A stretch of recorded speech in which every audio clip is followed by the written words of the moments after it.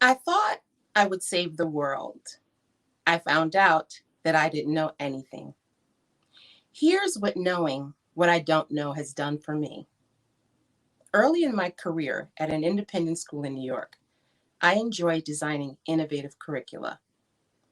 I collaborated with my colleagues to submit a venture grant proposal to bring Africa to the classroom. With research on display, I presented our proposal to the board. Before anyone could say anything, one of the board members recommended rejecting my proposal immediately. I asked why. She told me that I didn't know what I didn't know. And in that moment, in front of the full board, she offered to mentor our team. I accepted her invitation because I needed to talk with this woman who so publicly rejected our proposal. And she said she would meet with us to create a proposal that the board would fund. This mentor worked with me for 3 months. In the fourth month, the school granted me the funds to travel to Ghana with Dr. Beryl Dorset, former United States Assistant Secretary of Education, and the international president of her esteemed women's club. The catch? Dr. Dorset was the board member who rejected our proposal and who agreed to serve as my mentor. Our group of 14, called the Ghana 14, traveled together for 10 days through the Kumasi, Cape Coast, Accra, and Ashanti regions. We learned about the food, history, culture, and hopes and dreams of Ghanaians in first person. I was the guest of this venerable group of Black American women. They had built schools, medical clinics, and farms. They provided scholarships to students. I witnessed the people of Kibi honor this community of women for funding the digging of wells for their town. I realized that I had reached back into history and learned the ancient truth of building community. I was silent. I watched. I listened. I learned. Dr. Dorset was right. I didn't know what I did not know. The Adinkra symbol in Kansan Kansan depicts two links in a chain. And Kansan Kansan represents unity, community, and the strength that comes from each. By seeking to bring Africa into the classroom, I continue to fuel my quest as a lifelong learner. And Kansan Kansan cemented the foundation of my personal growth and has served me well in every area of my life. My venture to Ghana greatly influenced me, and my worldview changed to include the global community as part of my classroom. I extended my creativity while working collaboratively with colleagues, learning to understand my students and reflecting on my practice. Continuing to use a progressive approach and investigate what I did not know, I expanded my research as a teacher practitioner to include the impact of STEM education on girls and people of color.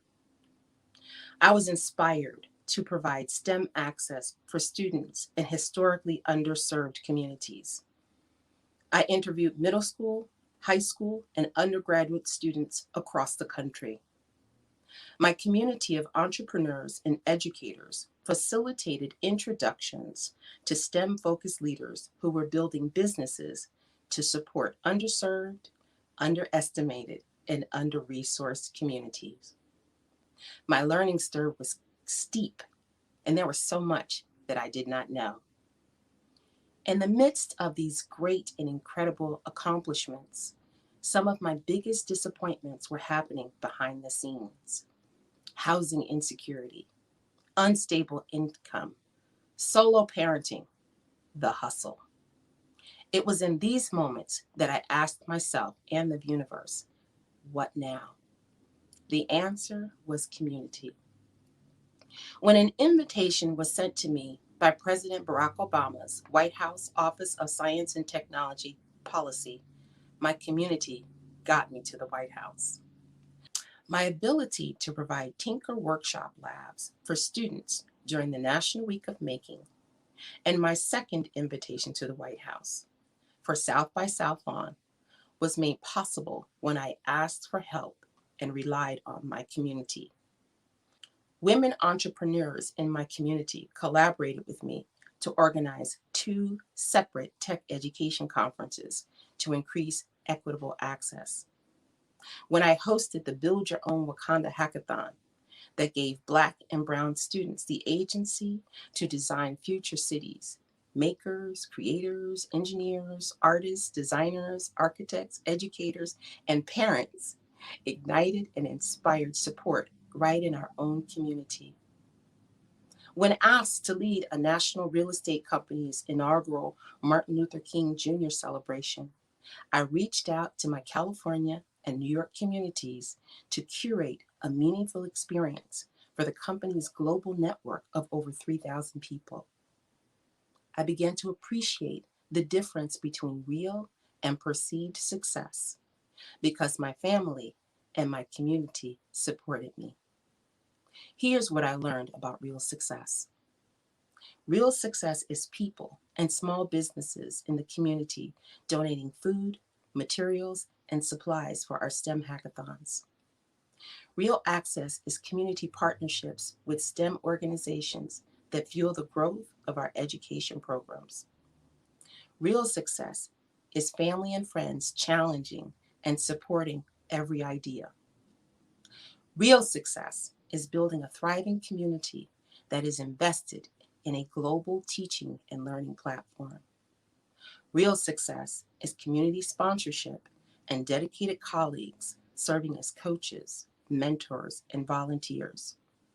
Real success is students designing sustainable solutions to community challenges. Real success is seeing those who show up. Seen and unseen hands carried me when I faltered. Their strength gave me a soft place to land and a firm place to stand. When I can't see past problems, I hear and remember the words of my late father, Reverend Dr. Samuel Simpson Gray, Ibaye. Tracy, you are in the catbird seat. His words remind me to look up, look out, and see the great power in people and in community.